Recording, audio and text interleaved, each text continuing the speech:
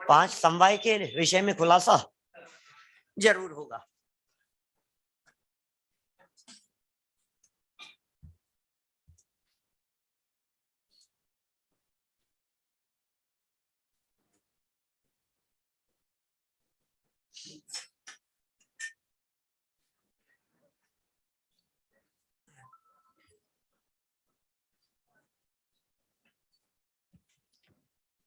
चलिए शुरू करें हम लोग। तैयार हैं क्या आप लोग?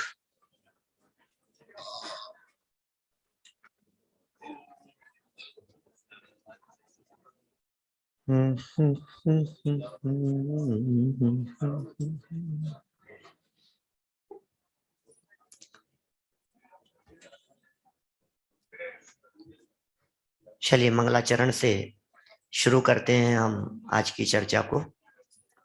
हाथ जोड़ ले हुए, आंखें बंद। जय श्री ओम नमः सिद्धेभ्य। ओम जय जय जय नमोस्तु नमोस्तु नमोस्तु। नमो अरिहंताणम, नमो सिद्धाणम, नमो ऐर्याणम, नमो वज्रायाणम, नमो लोये सवसाहुणम। वंदे तु सव सिद्धे ध्रुवमचल मनोवमं गदिं पते।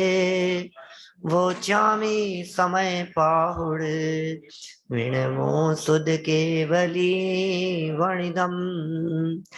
नमः समय साराय स्वानुभूत्या चकासते।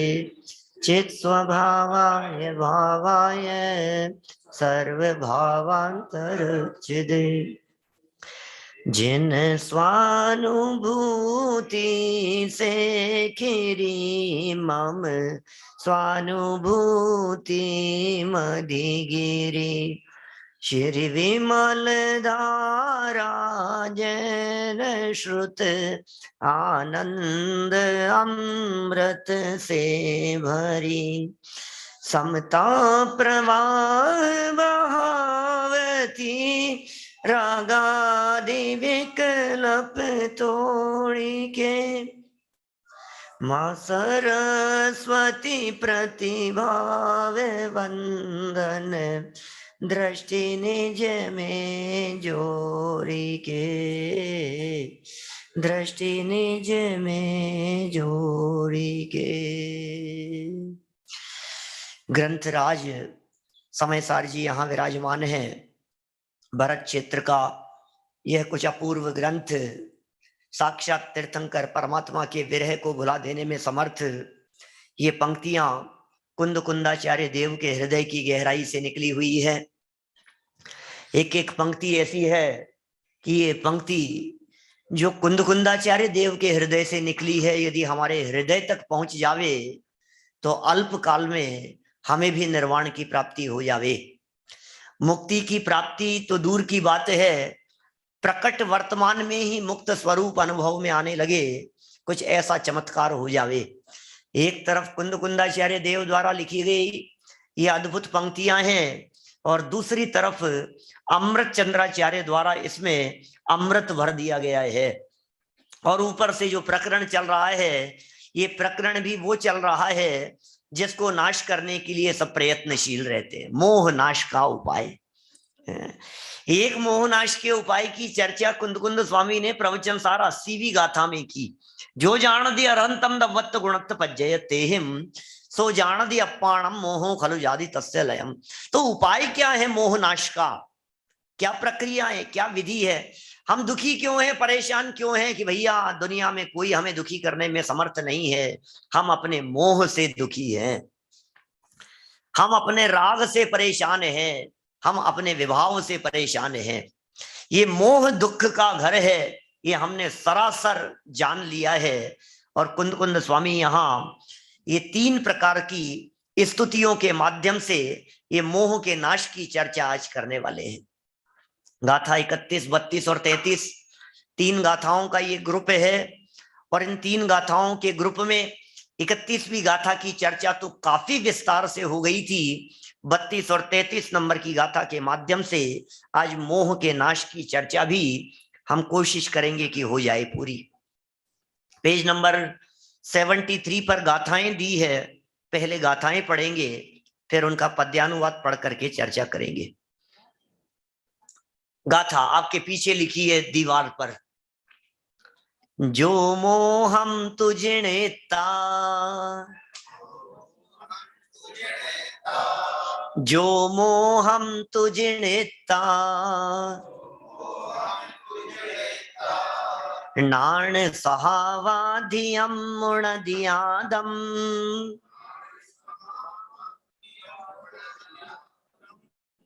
तम जिद मोहम साहुम,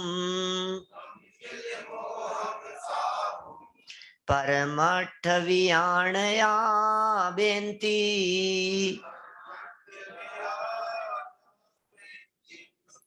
जिद मोह सदुजैया, खीणो मोहो हवेज साहुस,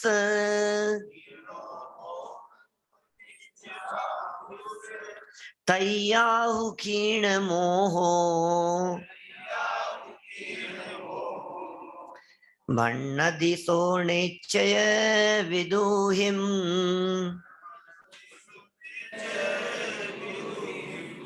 देखिए क्या कह रहे हैं, पद्यानुवाद पढ़ते हैं। मोह को जो जीत जाने, ज्ञान मय निज आत्मा,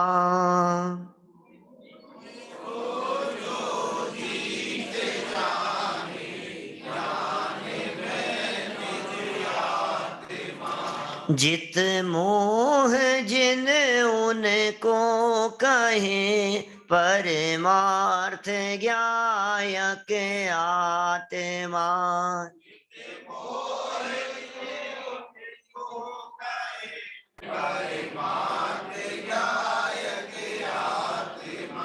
सब मोह क्षय हो जाए जब, जित मोह सम्यक श्रवण का,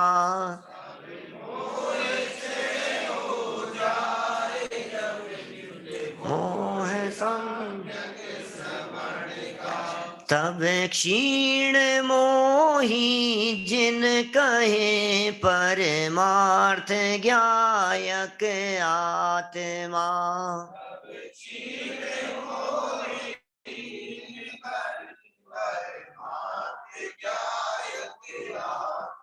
ओहो, मोह को जो जीत जाने, कैसे ज्ञानमय निज आत्मा। उल्टा कर लीजिए वाक्य को, जो ज्ञानमय आत्मा को जान लेते हैं उनका मोह नाश को प्राप्त हो जाता है।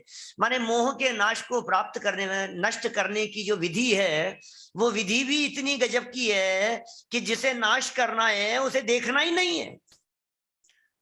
माने जिसे नष्ट करना है उसकी तरफ देखने की जरूरत नहीं है।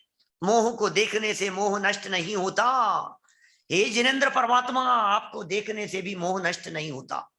मैं आया था आपके चरणों की शरण में कि मेरा मोह नष्ट हो जाएगा, लेकिन आपकी वाणी को सुनकर के पता लगा कि भाई तू मोह नाश के लिए मेरे पास में क्यों आया है। मोह नाश की प्रक्रिया और विधि तो तेरे अंतरंग में स्वयमेव संपन्न होती है, यहां आने की जरूरत नहीं है।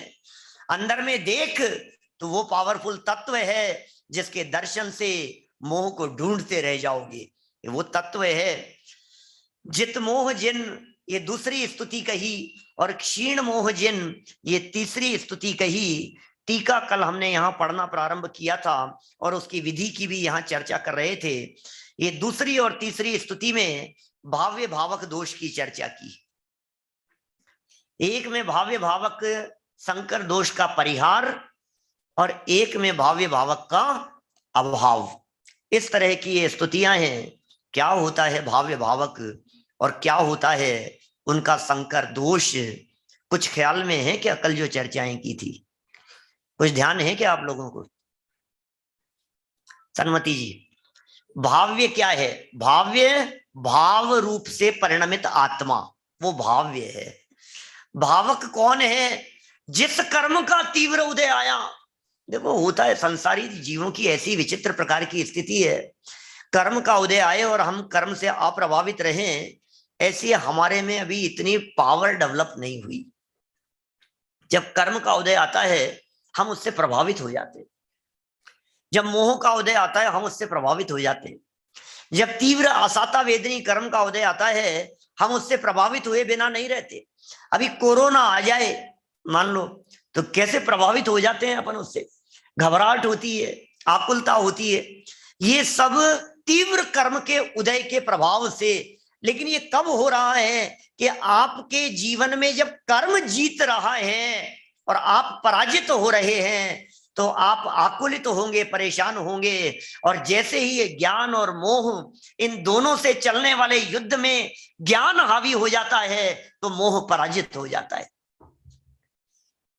एट ए टाइम दोनों चल रहे हैं, जहां ज्ञान है वहीं मोह है, जहां मोह है वहीं ज्ञान है, लेकिन दोनों न्यारे न्यारे हैं। आगे संवर अधिकार में इनके प्रदेश भेद की चर्चा की 181, 82, 83 नंबर गाथा में। ज्ञान के और राग के प्रदेश भिन्न भिन्न है। जब ज्ञान और राग दोनों के प्रदेशों को भिन्न भिन्न जानकर, ज्ञान के और राग के इन दोनों के प्रदेशों को भिन्न भिन्न जानकर मैं ज्ञान स्वभावी आत्म तत्व हूं ऐसा ये जीव अनुभव करता है तो मोह की पावर क्षीण हो जाती है। आपको पता है मोह को एनर्जी कहां से मिलती है? मोह को एनर्जी कहां से मिलती है? ये दुनिया में ऐसी बहुत तरह की चीजें होती है, जैसे वो था ना जादू, सूर्य की किरणों से उसे एनर्जी मिलती थी, कोई मिल गया हमें, है ना। मैंने वो जैसे ही वो धूप में जाता था और वो सूर्य की किरणें उसके ऊपर पड़ी और उसको एनर्जी मिलती जा रही है। ऐसे ही जो ये जगत के पदार्थ हैं, इन जगत के पदार्थों पर जैसे ही हमारी दृष्टि पड़ती है हमारा आकर्षण उसकी तरफ होता है। हम मोह को देखते हैं तो मोह को देखने से मोह पुष्ट होता है, मोह पावरफुल होता है। और जैसे ही मोह से दृष्टि हटी ये मोह कमजोर पड़ जाता है। ये मोह को कमजोर करने की विधि है, मोह की तरफ देखना नहीं। यहां अमृत चंद्र स्वामी ने मोह के तिरस्कार करने की बात कही है। तिरस्कार कर दो उसका, अपमान कर दो। ये साहब ये तो अच्छी बात नहीं है, घर आए हुए मेहमान का अपमान करना ये तो अच्छी बात नहीं है। घर आए हुए मेहमान का अपमान किया जाता है क्या? कि नहीं, घर आए मेहमान का तो नहीं किया जाता है, लेकिन घर में घुसने वाले जो घुसपैठियां हैं उनका तो तिरस्कार किया जाता है। ये मोह जबरदस्ती हमारे घर में घुस गया है, ये मोह ने हमारे घर में अतिक्रमण कर रखा है भाई साहब। क्या अतिक्रमण तो हटना ही चाहिए, नहीं हटना चाहिए क्या? ये मोह का अतिक्रमण यदि नहीं हटेगा तो समझ लीजिए हमारी संपत्ति पर ये जबरन कब्जा करता रहेगा। ये मोह ने अतिक्रमण कर लिया हमारी चैतन्य संपदा के ऊपर। इसलिए अब क्या करें कि इस मोह के अतिक्रमण को हटाओ और अपनी संपदा में शांत चित्त होकर के अनुभव करते हुए विश्राम करो। देखें जरा, कुछ शब्द पढ़ते हैं यहाँ। गाथा तो पढ़ ली, उसकी टीका का एक पैराग्राफ हमने कल पढ़ लिया था। अब दूसरे पैराग्राफ से डायरेक्ट चर्चा करते हैं, सीधा आगे बढ़ते हैं अपन। पूर्वोक्त विधान से इतना मिल गया क्या आप लोगों को?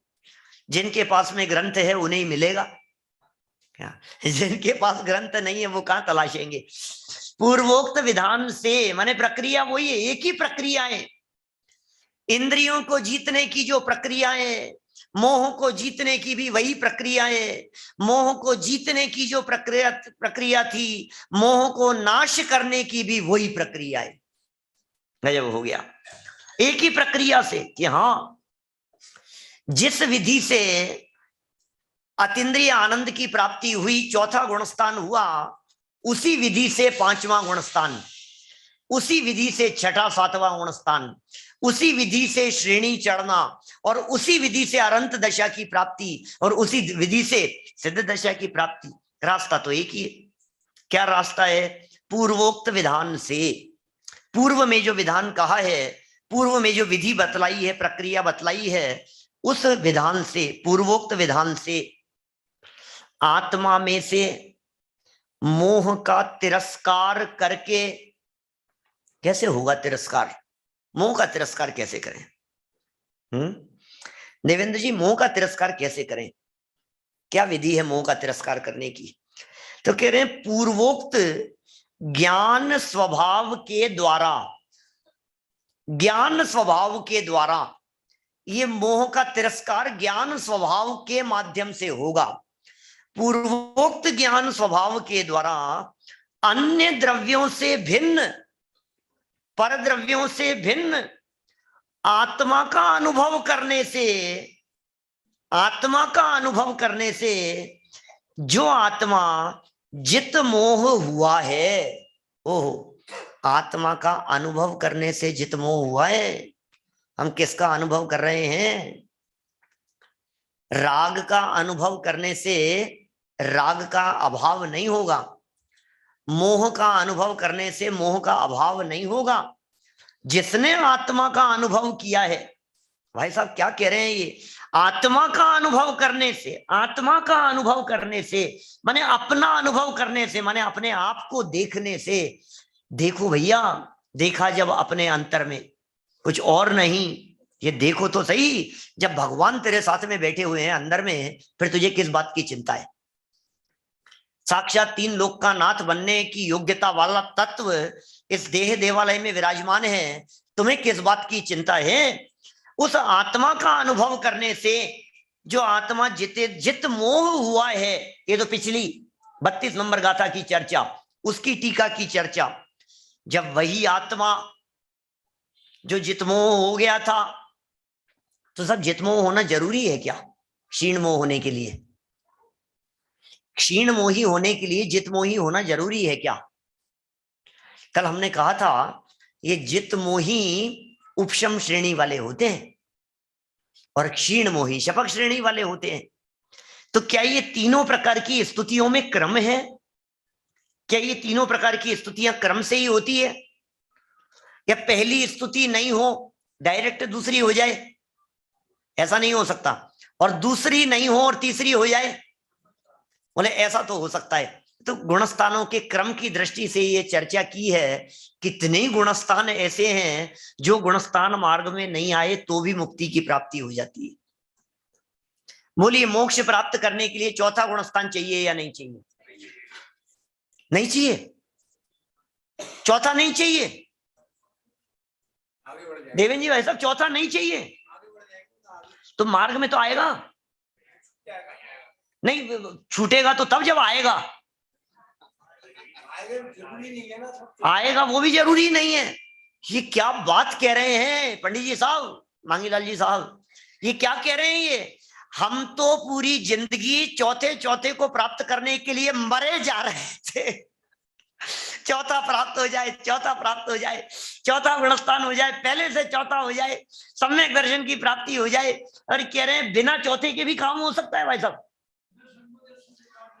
हैं? लेकिन चौथे के बिना तो हो सकता है क्या? चौथे के बिना तो हो सकता है। कई जीव ऐसे हो सकते हैं जो आज सिद्धालय में विराजमान है, उनके जीवन में चौथा गुणस्थान कभी आया ही नहीं था, पहले से सीधे पंचम गुणस्थान वर्ती हो गए थे। कोई जीव ऐसे भी हो सकते हैं जिनके जीवन में कभी दूसरा गुणस्थान नहीं आया, कभी तीसरा नहीं आया, कभी चौथा नहीं आया, कभी पांचवा नहीं आया, और डायरेक्ट ही कौन सा छठा, अच्छा सातवां, छठा नहीं, छठा भी छोड़ दिया,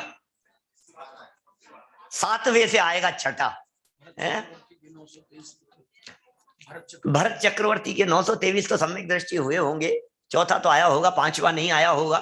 तीर्थंकर जैसे महापुरुषों के जीवन में पांचवा नहीं आता, चक्रवर्तियों के जीवन में पंचम गुणस्थान जैसी स्थिति नहीं बनती, सीधा सातवां गुणस्थान, और फिर सातवें में जाकर के छठा सातवां, और फिर सीधे शपथ श्रेणी चढ़ करके और सिद्ध दशा में जाकर के विराजमान हो जाते हैं।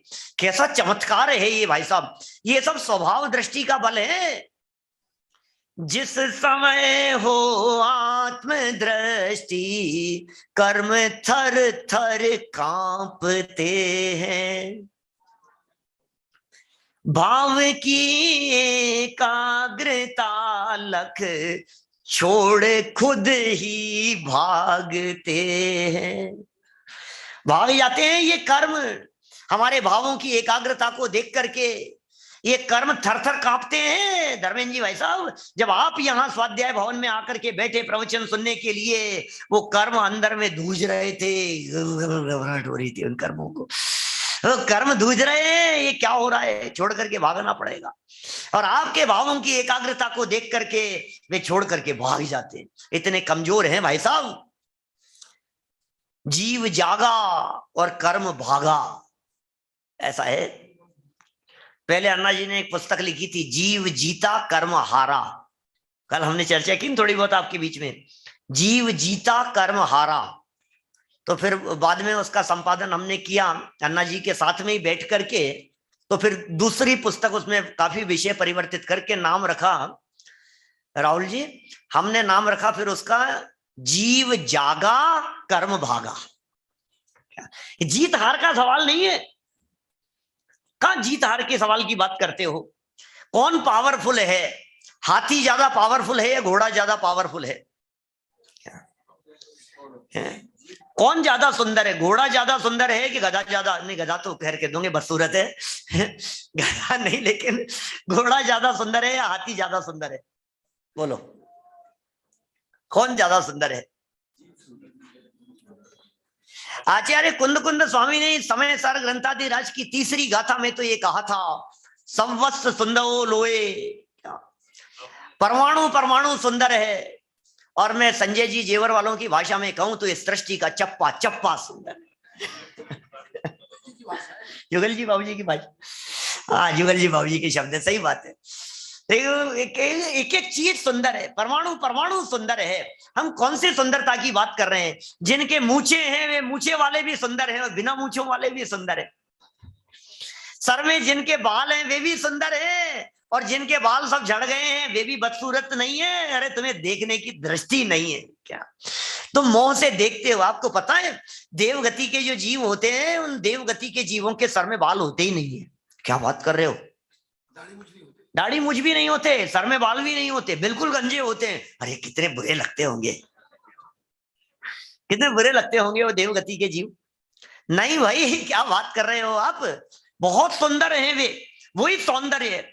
भाई साहब एक बात बतलाइए, यथार्थता का नाम सुंदरता है या बनावटीपन का नाम सुंदरता है? जो जैसा है उसे स्वीकार करने का नाम सुंदर है, ये सौंदर्य है। एक एक पुद्गल का परमाणु अपने सौंदर्य से रहित नहीं हो सकता कभी भी। अनंत परमाणु दूसरे मिलकर के भी उस परमाणु को अनंत गुण संपन्न से रहित नहीं कर सकते हैं, ये उसका सौंदर्य है। वो अनंत शक्ति संपन्न है, ये उसका सौंदर्य है, ये उसकी सुंदरता है। जीव की अपनी सुंदरता है तो पुद्गल की अपनी ब्यूटी है। पुद्गल भी ब्यूटीफुल है क्या? जीव हैंडसम है तो पुद्गल भी कमजोर नहीं है, पुद्गल भी बहुत सुंदर है। लेकिन पुद्गल की सुंदरता, उसकी सुंदरता से मुझे क्या काम, जब मैं स्वयं ही सिद्ध हूं, जब मैं स्वयं ही ध्रुव हूं, जब मैं स्वयं ही सुंदर हूं, तो मुझे दूसरे की सुंदरता का क्या काम? मुझे दूसरे की सुंदरता से क्या लेना देना? दूसरों की सुंदरता पर रीझने वाले वे सज्जन नहीं होते। दूसरे के धन पर दृष्टि देने वाले वे सज्जन नहीं होते, वे नैतिक नहीं होते, वे ईमानदार नहीं होते। भाई साहब अपनों पर दृष्टि हो, परायों पर दृष्टि मत कीजिए। और आज तक अनादिकाल से यही हुआ। जो अपना नहीं उसके अपनेपन में जीवन चला गया, पूरा ही जीवन चला गया। कैसे चला गया पूरा जीवन? जो अपना नहीं उसके अपनेपन में जीवन चला गया, पर मैं अपनापन करके हाँ मैं अपने से चला गया। अपने आप को धोखा दे रहे हैं हम। मैं कितना सुंदर दिखता हूं, विवेक जी बहुत सुंदर दिखते हो, मैं कितना सुंदर दिखता हूं। अरे भाई ये सुंदरता तन की है, चेतन की सुंदरता को देखो। तन की सुंदरता पर मोहित होने वालों को चेतन की सुंदरता दिखाई नहीं देती। चैतन्य पर मोहित होने वाले तन की सुंदरता की परवाह नहीं किया करते। हमारे भावलिंगी संतों की, मुनिराजों की, ज्ञानियों की, उनकी सुंदरता चैतन्यमय परिणाम है। आत्म स्वभाव का अवलंबन है वो उनकी सुंदरता है। सुनो, देह यदि अपवित्र बनी रहे तो उससे फर्क नहीं पड़ता, लेकिन यदि राग का सद्भाव रंच मात्र भी रहे तो केवल ज्ञान की प्राप्ति नहीं होती है, जीव वीतरागी नहीं बनता। मुझे पूर्णता की प्राप्ति करने में ये देह की बदसूरती ये बाधक नहीं है, लेकिन राग की खूबसूरती भी अत्यंत बाधक है, क्योंकि राग सुंदर नहीं है। ये मेरी सुंदरता में विघ्न उत्पन्न करने वाला है, ये बाधा उत्पन्न करने वाला है। ये मोह को जीतने के लिए कह रहे हैं, जब दृष्टि पड़ी प्रभु जी मुझ पर, तुम पर के मुझ पर, मोहनाश की चर्चा कर रहे हैं तो तुम पर थोड़ी ना काम चलेगा। प्रभु आपके ऊपर दृष्टि देने पर मुझे स्वभाव का भान हो गया। फिर क्या हुआ? फिर दृष्टि पड़ी प्रभु जी खुद पर। अभी तक क्या हो रहा था? जब दृष्टि पड़ी प्रभु जी तुम पर, जब पड़ी तुम पर, फिर क्या हुआ? तब दृष्टि फिरी मुझ में खुद पर, मुझको स्वभाव का भान हुआ। सुख नहीं विषय भोगों में है, खुद को लख यह। आपको देख करके भी प्रभु तुमको लख यह सद्ज्ञान हुआ, और फिर खुद को देखा तो ये सम्यक ज्ञान हो गया है। ये क्या विधि बतला रहे हैं? ये तिरस्कार कर दो उस मोह का, पराजित कर दो उस मोह को, जीत लो उस मोह को। अब पहचान लो अपनी शक्ति और अपनी पावर को। ऐसा पावरफुल तत्व हूं मैं, जैसे ही जागृत हो जाता हूं फिर इस मोह की ताकत नहीं है जो मेरे सामने टिका हुआ दिखाई देवे। नजरें झुका लेता है, भाग जाता है ये मोह। ये मोह टिक नहीं सकता है, ये स्वभाव सामर्थ्य का बल है भाई साहब। देखो, आपको जब होश नहीं होता, घर में चूहे यदि हो, आजकल भी होते हैं कि चूहे? पहले तो बहुत होते थे, पता नहीं होते हैं। ये यहाँ है कोलारस में, दुकान में ही है। अरे, और किचन में, किचन में भी आ जाते हैं। और ज्यादा हो चूहे मान लो, और आप भोजन कर रहे हो, और भोजन करते करते अचानक हुआ ऐसा कि फोन आ गया, और आपका ध्यान फोन में गया और चूहा दौड़ता हुआ थाली तक आ गया। क्या होगा भाई साहब? और आपका ध्यान फोन में और चूहा वहां थाली में से रोटी खींचने लगा। हो जाता है कि नहीं? ऐसा हुआ है क्या कभी किसी के साथ? हुआ तो नहीं, हमारे साथ भी नहीं हुआ। मैं तो काल्पनिक बात बता रहा हूं आपको, आप सोचने लगो। खैर, जो भी हुआ, अब वो चूहा वहां से सामने से चला, आधी दूरी तक आया, और हमने चूहे की तरफ हल्का सा थोड़े से जागृत हुए हम, और वो घबरा गया। कैसा होता है बोलो? हमारा ध्यान फोन में और उसका ध्यान थाली पे, चूहे का। चूहा दौड़ता दौड़ता उधर से आया और थाली के नजदीक आ गया, और हम जैसे ही जागृत हुए और वो घबरा करके भाग गया। बस इतना ही है, बस इस मोह का काम। मोह ऐसा ही है, मैं सो रहा हूं तो मोह जग रहा है, और मैं जग गया तो मोह सो रहा है। ऐसा ही है।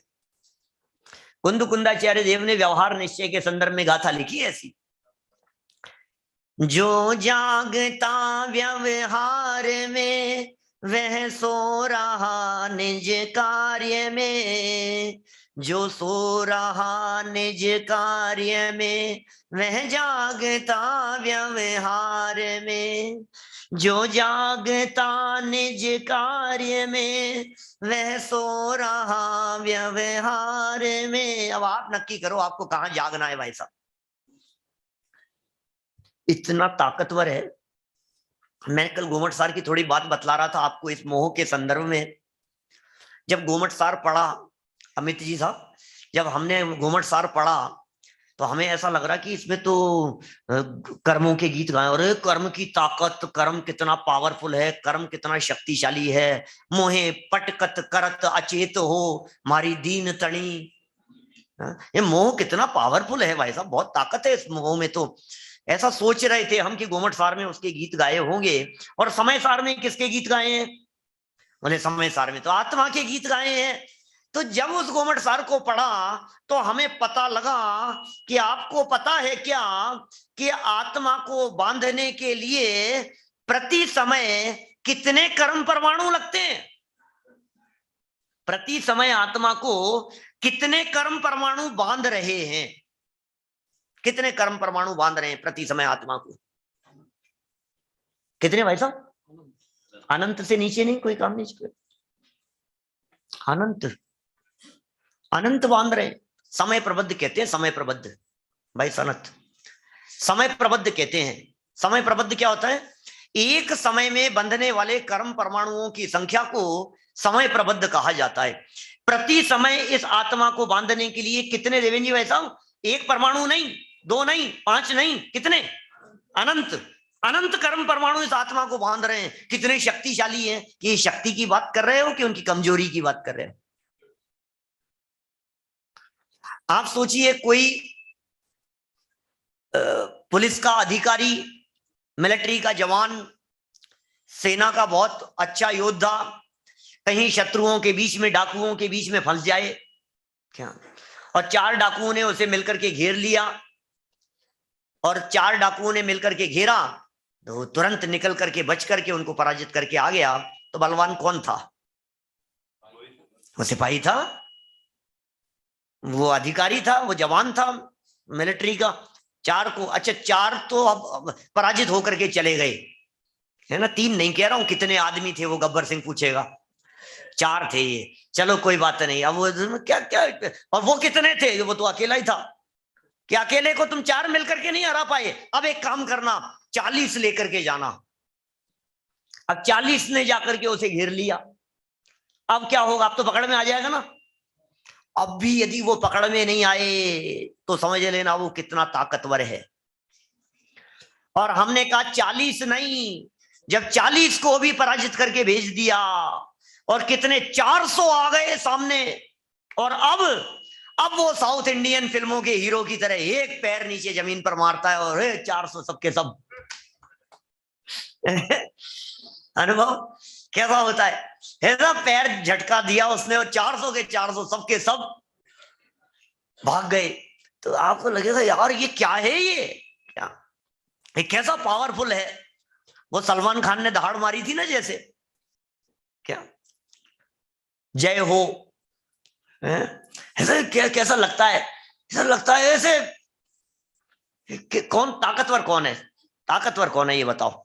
अब सुनना जरा मैं क्या कहना चाह रहा हूं इस आत्मा को। और देखो ये तो समझो आप, जब आत्मा बेचेत पड़ा है ना भाई साहब, तब की चर्चा कर रहा हूं। जब ये आत्मा बेचेत पड़ा हुआ है, जब इस आत्मा को अपने स्वभाव की होश नहीं है, जब ये बेहोशी की हालत में पड़ा हुआ है, तब इसे पकड़ने के लिए इतने कर्म चाहिए। 100 200 500 1000 नहीं, अरे अनंत कर्म परमाणु एक साथ मिलकर के आए तब जाकर के इस आत्मा को सोते हुए अवस्था में बांधने में समर्थ होते हैं, बेहोशी की हालत में। यदि ये आत्मा जागृत हो जाए, जागृत होना तो बहुत दूर की बात है, तब तो ढूंढते रह जाओगे भाई साहब। जागृत होना तो बहुत दूर की बात है, अभी तो ये जीव स्वभाव सन्मुख होने लगा, इतने मात्र में छोड़ छोड़ करके भागने लगते हैं। ये कितने कमजोर हैं। जिन कर्मों को आपने ताकतवर समझ रखा था, जिन कर्मों को आपने पावरफुल समझ रखा था, जिन कर्मों को आपने शक्तिशाली समझ रखा था, उन कर्मों ने तो आत्म तत्व का सामना करना तक स्वीकार नहीं किया। हम किसका सामना करेंगे? शेर सोया हुआ हो, जगते शेर को पकड़ो कोई, किसकी ताकत है जगते हुए शेर को पकड़ने की? शेर सोया हुआ है, 10 लोग मिलकर के गए, हाथ में बंदूक लेकर के, जाल लेकर के, चारों तरफ से सोया हुआ है शेर भाई साहब। और सोते हुए शेर को पकड़ने के लिए जब ये चारों तरफ से लोग पहुंचे, शेर जगा नहीं है, शेर ने सिर्फ तेजी से सांस ली है। क्या होता है सोच, शेर यदि तेजी से सांस भी लेता है, शेर यदि थोड़ा सा करवट लेने के लिए हिलता भी है, तो ये सब के सब लोग भाग जाते हैं। बोलो, जब शेर जग जाएगा तब किसकी ताकत है फिर किसी की ताकत? यहाँ क्या बताना चाह रहे हैं, जब ये चैतन्य रूपी शेर जागृत हो जाता है तब तो कर्म रूपी लुटेरे, लूटने वाले, पकड़ने वाले बचते ही नहीं है। जब ये जागृत होने के लिए स्वभाव सन्मुख होता है, देशना लब्धि को सुनकर जब ये प्रायोग्य लब्धि में प्रवेश कर रहा होता है, माने जागृत होने के सन्मुख हो रहा होता है, उस समय क्या होता है, बोले ये कर्मों की सत्ता, कर्मों की स्थिति अंत है कोड़ा कोड़ी सागर प्रमाण रह जाती है, थर थर थर थर झड़ झड़ झड़ झड़ झड़ ये कर्म झड़ने लगते हैं। ऐसी स्थिति है। जिसके जीवन में ये स्वभाव सन्मुखता हो जाएगी, जिसके जीवन में ये स्वभाव का अवलंबन हो जाएगा, फिर उसका क्या होगा भैया, ज्ञान स्वभाव के द्वारा अन्य द्रव्यों से भिन्न आत्मा का अनुभव करने पर, समस्त पर द्रव्यों से भिन्न, पुद्गलों से भिन्न, अचेतन जड़ द्रव्यों से भिन्न, देह से भिन्न चैतन्य तत्व का अनुभव करने पर जो आत्मा जित मोह हुआ है, मोह को जीत लिया है, जब वही आत्मा दूसरा आत्मा नहीं है, आत्मा वही है, वही आत्मा अपने स्वभाव की भावना का भली भांति अवलंबन करके मोह की संतति का, अरे मोह की संतति, ये जो मोह अनादि काल से चला आ रहा है, ये बहुत बुजुर्ग हो गया है। कितना बड़ा है, उम्र कितनी है इस मोह की, कितनी उम्र है। हिसाब इन दादाजी की उम्र कितनी है कि 120 साल की, कि बस समझ लो अब 121 नहीं होंगे। क्या बात, क्या बोल रहे हो यार, ऐसा कैसे बोल रहे हो आप, कि नहीं पंचम काल में उत्कृष्ट आयु 120 ही कही है।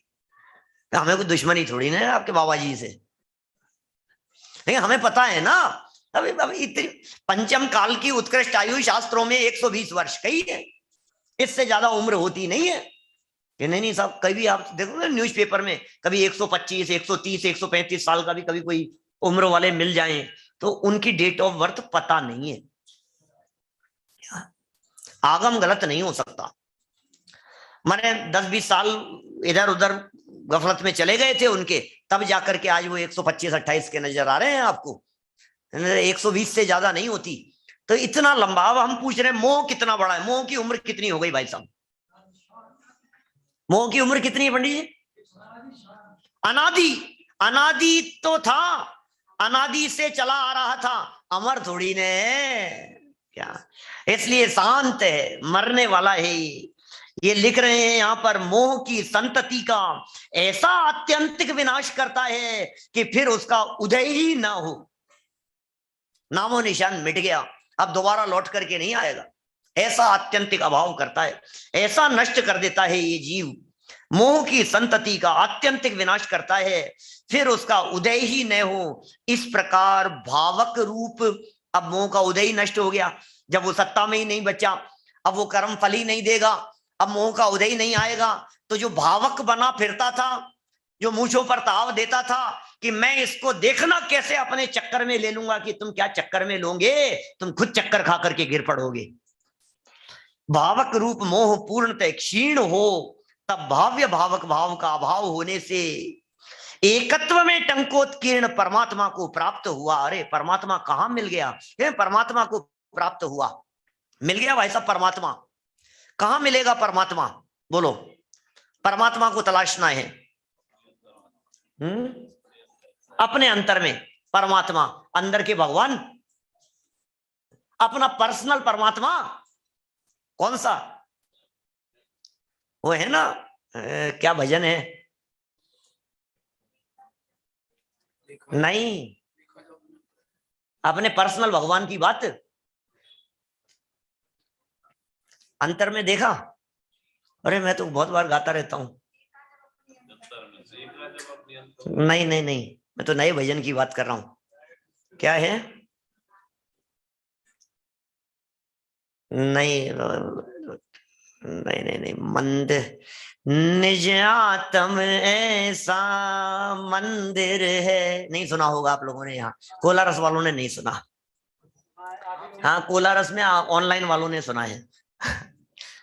निज आत्म, भाई साहब आपने भी नहीं सुना होगा, नहीं सुना ना, अब सुनाता हूं, तो कुछ तो नया सुनाऊं यहाँ आकर के। निज आत्म ऐसा मंदिर है जहां तुझको तेरा भगवान मिले, निज आत्म सा मंदिर है। जहां तुझको तेरा भगवान मिले, उसमें ही नित्य विहार तू कर। जहां पूर्ण तुझे विश्राम मिले। निजातम मंदिर है भाई साहब, जहां तुझको तेरा भगवान, तेरा भगवान कौन सा देवेंद्र जी, कौन सा तेरा भगवान, आपका पर्सनल भगवान मिलेगा। भैया गजब कैसी बात है यार, कैसा लगता है मुझे मेरा भगवान अलग है कि हाँ आपका भगवान बोले वो अलग है। आपका भगवान जय कुमार जी साहब, आपका भगवान अलग है? आपका भगवान अलग, हमारा भगवान अलग। भाई साहब आपका अलग भगवान है, सबके अपने अपने भगवान। अरे अपने मंदिर में आओ, बाहर के मंदिरों में तो कई बार जा जा करके हमने दर्शन किए। ये कह रहे हैं परमात्मा प्राप्त हो गया, परमात्मा प्राप्त हो गया। अपने अंदर में एकत्व में टंकोत्कीर्ण परमात्मा को प्राप्त हुआ, वह आत्मा क्षीण मोही जिन कहलाता है। ये तीसरी निश्चय स्तुति है, इसे तीसरे प्रकार की निश्चय स्तुति कहा जाता है। गाथाओं में जैसे मोह को जीतने की बात कही गई है, अब आगे क्या कह रहे हैं? गाथाओं में जहां मोह पद का प्रयोग हुआ है, उसके स्थान पर राग, द्वेष, क्रोध, मान, माया, लोभ कितने हो गए? राग द्वेष 2 और क्रोध मान माया लोभ 4, 6 हो गए। फिर कर्म 9 कर्म 8 और मन वचन काय 11 हो गए। और 11 के साथ में फिर आगे चल करके इन शब्दों को रखकर 11 गाथाएं बनाकर, जैसे कल बनाई थी ना अपन ने रात के प्रवचन में, कितनी सारी गाथाएं बना दी थी अपन ने, 15-20 गाथाएं। अब ये मैं नहीं कह रहा हूं, आपको लगेगा कि यार बड़े आए ऐसे गाथाएं बना देते हो, कुंदाचार्य देव ने कही है। अमृत चंद्राचार्य देव क्या कह रहे हैं? गाथाओं में जहां मोह पद का प्रयोग हुआ है, उसके स्थान पर राग द्वेष क्रोध मान माया लोभ कर्म 9 कर्म मन वचन काय शब्दों को रखकर 11 गाथाएं बनाकर उनका भी इसी प्रकार व्याख्यान करना, तथा कर्ण चक्षु घ्राण रसना और स्पर्शन इन 5 इंद्रियों को भी मोह पद के स्थान पर रखकर इंद्रिय सूत्र के रूप में 5-5 गाथाएं पृथक से बनाना और उनका भी पूर्वोक्त व्याख्यान करना। बनाओ बनाओ गाथाएं बनाओ, कैसे बनाएंगे? खोलो पद्यानुवाद, खोलो जरा। मोह को जो जीत जाने ज्ञानमय निज आत्मा, जित मोह जिन उनको कहे परमार्थ ज्ञायक आत्मा। राग लगाओ। राग को जो जीत जाने ज्ञानमय निज आत्मा, जित राग जिन उनको कहे परमार्थ ज्ञायक आत्मा। क्रोध लगाओ तो, क्रोध को जो जीत जाने ज्ञानमय निज आत्मा, जित क्रोध जिन उनको कहे परमार्थ ज्ञायक आत्मा। द्वेष लगाओ तो, ज्ञानमय निज आत्मा, जित द्वेष जिन उनको कहे परमार्थ ज्ञायक आत्मा। और इसी को जैसे अपन ने क्रोध राग इन सब के ऊपर लगाया ना, नीचे वाली गाथा में 33 नंबर गाथा में भी लगाओ जरा। सब मोह क्षय हो जाए जब, जित मोह सम्यक श्रवण का, तब क्षीण मोही जिन कहे परमार्थ ज्ञायक आत्मा। जहां जहां मोह शब्द का प्रयोग किया है दोनों गाथाओं में, मोह की जगह क्रोध लगा लो, मोह की जगह मान लगा लो, मोह की जगह माया लगा लो, मोह की जगह लोभ लगा लो, मोह की जगह राग लगा लो, द्वेष लगा लो, फिर मन लगा लो। मन को कैसे जीते ये बतलाओ। तो मन को जीतने के लिए भी क्या कह रहे हैं? मन को जो जीत जाने ज्ञानमय निज आत्मा, जित मन जिन उनको कहे परमार्थ ज्ञायक आत। मन को जीतने की विधि क्या है बोलो? अभी यहां मोह को जीतने की विधि बतलाई, मन को जीतने की क्या विधि है? बोले यही विधि है। जब अमृत चंद्राचार्य देव ये कह रहे हैं कि इन सब गाथाओं के मर्म को जानने के लिए इन सब के शब्दों का प्रयोग भिन्न भिन्न करते रहो, और विधि क्या है? अपने आप को परमात्मा अनुभव करना ही एकमात्र विधि है, दूसरी कोई विधि नहीं। अपने आप को परमात्मा अनुभव करो, साधारण चीज नहीं है। सच में जब परमात्मापन अनुभव में आता है तो ये जीव अपने आप को बहुत निर्भर अनुभव करता है। सारी टेंशनें मिट जाती है, सारे कष्ट मिट जाते हैं, सारी आकुलता मिट जाती है, सारी घबराहट दूर हो जाती है। चित्त में परिणामों में ऐसी निर्मलता आती है, ऐसी शांति आती है, ऐसा निर्विकारीपना आता है। एक बार तुम देखो तो सही अपने इस चैतन्य तत्व को, कौन बैठा है भाई साहब अंदर? अंदर कौन बैठा है?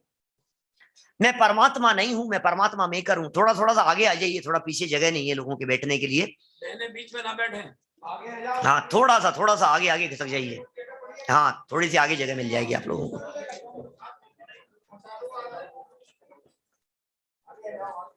ओहो क्या बात कह रहे हैं भैया, आत्मा का अनुभव करो, आत्मा का अनुभव। कि पंडित जी यही तो समझ में नहीं आता है, आत्मा का अनुभव कैसे करें? कोई विधि है क्या? मांगीलाल जी पंडित जी साहब, ये आत्मा के अनुभव करने की कोई विधि है क्या? कोई प्रक्रिया है क्या आत्मा का अनुभव करने की? क्या विधि है?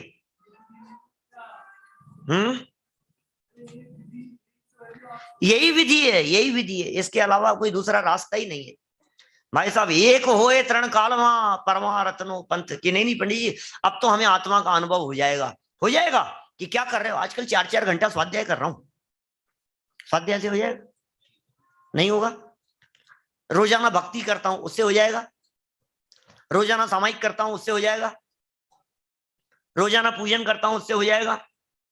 अभी कल्पद्रुम विधान कर रहे हैं अपन कोलारस में, सिद्ध चक्र करेंगे तब तो हो जाएगा ना? सिद्ध चक्र में भी नहीं होगा तो फिर किसका करें? 47 शक्ति विधान करो भाई साहब, फिर तो हो जाएगा। तब भी नहीं होगा। क्यों नहीं होगा? फिर कैसे होगा बताओ मेरे को। अच्छा एक बात बतलाइए मुझे, एक छोटी सी बात बतलाइए मुझे, रसगुल्ले का स्वाद लेना है तो कितने गुलाब जामुन खाऊं? हैं? गुलाब जामुन खाने से नहीं आएगा रसगुल्ले का स्वाद? तो चलो कोई बात नहीं, रबड़ी रबड़ी खाते हैं। रबड़ी खाने से, सन्मति जी रबड़ी खिलाई आपने कल हमारे को, रबड़ी खाने से तो आएगा रसगुल्ले का स्वाद। तो कौन सी मिठाई पसंद है जी आपको? अनुभव जी बोलो, क्या नाम? अभिषेक, कौन सी मिठाई पसंद है? लड्डू। लड्डू खाने से रसगुल्ले का स्वाद आएगा कि नहीं? नहीं आएगा। तो कौन सा फल पसंद है यार? मिठाइयों से काम नहीं चल रहा है तो आम खाएं अपन, आम खाने से तो स्वाद आएगा। आम खाने से भी रसगुल्ले का स्वाद नहीं आएगा? क्या बना रहे हो भाई साहब? देवेंद्र जी साहब क्या बना रहे हो मिठाई आज बताओ आप? मक्खन बड़े, मक्खन बड़े से तो आएगा साहब रसगुल्ले का स्वाद, मक्खन बड़े से भी नहीं आएगा। तो विधि क्या है रसगुल्ले के स्वाद की, ये बताओ मुझे। तो रसगुल्ले का स्वाद लेना ही रसगुल्ले के स्वाद की विधि है, दूसरा कुछ भी करना रसगुल्ले के स्वाद लेने की विधि नहीं है। अरे आप तो भाई साहब अनुभवी हो गए सब, क्या विधि जान लिया आपने तो। अच्छा आत्मा का अनुभव करो, यहां ये कह रहे हैं अपने परमात्मापन को प्राप्त करो, आत्मा का अनुभव करो। तो बोले आत्मा का अनुभव करने की विधि क्या है? कि माला का जाप? नहीं, माला के जाप से नहीं होगा। तो स्वाध्याय, भक्ति, पूजन, व्रत, उपवास, नियम, संयम, अणुव्रत, महाव्रत, कुछ तो बताओ। क्या क्या क्या विधि है भाई साहब? सुनो, जिस तरह से आम खाने से आम का स्वाद आता है रसगुल्ले का नहीं आता, अनार खाने से अनार का स्वाद आता है रसगुल्ले का नहीं आता, लड्डू खाने से लड्डू का स्वाद आता है रसगुल्ले का नहीं आता, ऐसे ही स्वाध्याय करने से तो स्वाध्याय होता है, आत्मा नहीं जाना जाता। भक्ति करने से तो भक्ति होती है, उपवास करने से तो उपवास होता है। अरे इतनी मोटी मोटी बात नहीं ख्याल में आ रही है? कितनी मोटी मोटी बात है।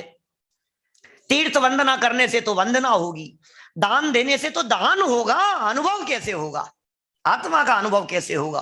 तो आत्मा का अनुभव कैसे होगा? कि आत्मा के अनुभव से आत्मा का अनुभव होगा, और क्या होगा? आत्मा का अनुभव करने के लिए तो आत्मा का अनुभव करना पड़ेगा भाई साहब, दूसरी कोई विधि नहीं है। तो फिर साहब जबरदस्ती हमें विधान में लाके बैठाया है, जबरदस्ती हमें प्रवचन सुनने के लिए ला करके बैठा देते हो। इससे नहीं होगा कि सुनो भैया ये रास्ता है वहां तक पहुंचने का, ये विधि है, ये मार्ग है, ये मार्ग है, यहां अटकने वालों को नहीं होगा। शास्त्र के माध्यम से आत्मा के स्वरूप को जानकर जो जीव शास्त्र का अवलंबन तोड़कर, शास्त्र का अवलंबन छोड़कर शास्त्र में बतलाए गए विषय को जब दृष्टि में लेते हैं तो आत्मा का अनुभव होता है। यही आत्मा के अनुभव की विधि है, दूसरी कोई विधि नहीं है। कह रहे हैं आत्मा का अनुभव करो, मोह को जीतने की विधि। बोले क्रोध को जीतने की, बोले यही विधि है। बोले राग को जीतने की, बोले यही विधि है। बोले कुछ भी पूछो, बोले यही विधि है। गजब हो गया यार, ये क्या तरीका है? ये कैसी विधि की बात कर रहे हो? हर जगह पर एक ही विधि, एक ही विधि, एक ही विधि की। हाँ विधि तो एक ही है भाई साहब, क्योंकि काम भी एक ही है। बोले काम क्या है? बोले सुखी होना। जिस जीव को सुखी होना है, जिसे अतीन्द्रिय आनंद का स्वाद लेना है, उसके लिए इसके अतिरिक्त दूसरी और कोई विधि नहीं है। कि चक्षु इंद्रिय को जीतने की विधि बतलाओ कि आंखें फोड़ लेना की गलत फहमी में है क्या? कर मत लेना ऐसा। कर्णेंद्रिय को जीतने के लिए क्या करें कि कान के पर्दे ऐसे ऐसे फोड़ दो। कर्णेंद्रिय को जीत लिया मैंने, चक्षु इंद्रिय को जीत लिया मैंने, खाना पीना छोड़ दिया मैंने, रसना इंद्रिय को जीत लिया। बोले ऐसे नहीं होता है। आनंद रस चखने से रसना इंद्रिय जीती जाती है, अपने को देखने से चक्षु इंद्रिय जीती जाती है, और अपने अंतरात्मा की आवाज को सुनने से कर्णेंद्रिय को जीता जाता है, अपने चैतन्य का स्पर्श करने से स्पर्शन इंद्रिय को जीता जाता है, अपने चैतन्य की सुगंध लेने से घ्राणेंद्रिय को जीता जाता है। अपने चैतन्य का स्पर्श करो, अपने चैतन्य का रस लो, अपने चैतन्य की सुगंध दृष्टि चैतन्य पर, और अंदर में चैतन्य की ध्वनि गुंजायमान होने लगे। अंदर में चैतन्य चैतन्य भास रहे हो रे, ये है अनुभूति।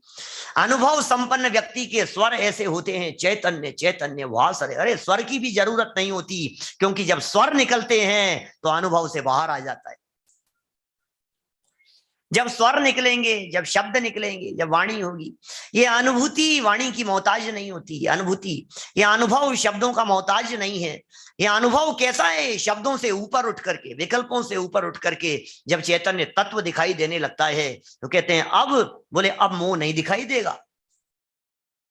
जब चैतन्य दिखता है तो मोह नहीं दिखता है, और जब तक मोह दिखता रहता है तब तक आत्मदर्शन नहीं होता है। ये आत्मदर्शन की विधि बतला रहे हैं, ये आत्मदर्शन की प्रक्रिया बतला रहे हैं, ये आत्मदर्शन का मार्ग बतला रहे हैं। सबको जीतने की विधि बतला दी। कितनी गाथाएं बन सकती है? आचार्य देव ने यहाँ 16 गाथाएं बनाने की बात कही है। आगे भी मोह के नाचने की जहां चर्चा की ना, आगे सर्व विशुद्ध ज्ञान अधिकार में 148 तरह से बनाया उसको, अलग अलग तरह से नचाते हैं, मोह को नचाते हैं। आगे चल करके इसमें जब कलश लिखे, एकस्य बद्धो न तथा परस्य, जब कलश लिखे 20 कलश लिख दिए, एक एक शब्द बदल बदल करके अमृतचंद्र स्वामी ने खुद प्रैक्टिकल करके बतला रहे हैं। इस विधि से देखो भैया, इस विधि से जानो। देखिए क्या कह रहे हैं, इस तरह से पूर्वोक्त प्रकार से व्याख्यान कर लेना चाहिए। इस प्रकार इन गाथाओं के अनुसार 16 गाथाएं बनाकर विस्तार से व्याख्यान करना चाहिए। इस प्रकार इन 16 सूत्रों के अलावा और भी विचार कर लेना। इस प्रकार 26वीं गाथा से प्रारंभ हुआ स्तुति का प्रकरण। ये प्रकरण स्तुति का चल रहा था? ये क्या चक्कर है? ये प्रकरण स्तुति का चल रहा था क्या? ये भक्ति कर रहे थे क्या भाई साहब अपन इतनी देर से? भक्ति तो विवेक जी कराते हैं। सुबोध जी को बुलाया अपने ग्वालियर वालों को यहाँ भक्ति कराने के लिए। कल रात को क्या वास्तव में समा बांध दिया उन्होंने। क्या था आयोजन? भजन संध्या, भक्ति संध्या में। ओहो क्या समा बांध दिया भाई साहब। भक्ति तो वो होती है भक्ति। ये कौन सी पंडित जी को माइक पर बैठा दिया, गाना आवे नहीं और कह रहे भक्ति करा रहा हूं। अरे भाई ये भक्ति ऐसी ही होती है जब भक्त और भगवान ऐसा भेद समाप्त हो जाता है, जब प्रभु की वाणी और वाणी सुनने वाला ऐसा भेद समाप्त हो जाता है, जब विकल्प और विकल्पों में चलने वाला चैतन्य आत्म तत्व ऐसा भेद समाप्त हो जाता है, सर्व प्रकार के विकल्प नाश को प्राप्त होते हैं, तब सच्ची भक्ति का जन्म होता है। ये व्यवहारी जन क्या जाने भक्ति को, ये जिसे व्यवहार भक्ति कहते हैं वो व्यवहार भक्ति भी नहीं है। न हम व्यवहार भक्ति का स्वरूप जानते हैं, न हम निश्चय भक्ति का स्वरूप जानते हैं। ये जो भक्ति का प्रकरण 26 नंबर गाथा से 33 नंबर गाथा तक चला है, इसका पूरा निचोड़ और निष्कर्ष बतलाते हुए 2 कलश अमृतचंद्र स्वामी ने लिखे हैं। यदि आपको जानना हो तो कल ठीक 9:20 पर जनवाणी। जो लोग विधान के लिए जुड़ना चाहते हैं उन्हें दोबारा नई लिंक से जुड़ना होगा। अभी जनवाणी। निज निधि निज में बताई यह अनंत उपकार है, उसके लिए जिन वाणी माँ को वंदना शत बार है, वंदना शत बार है।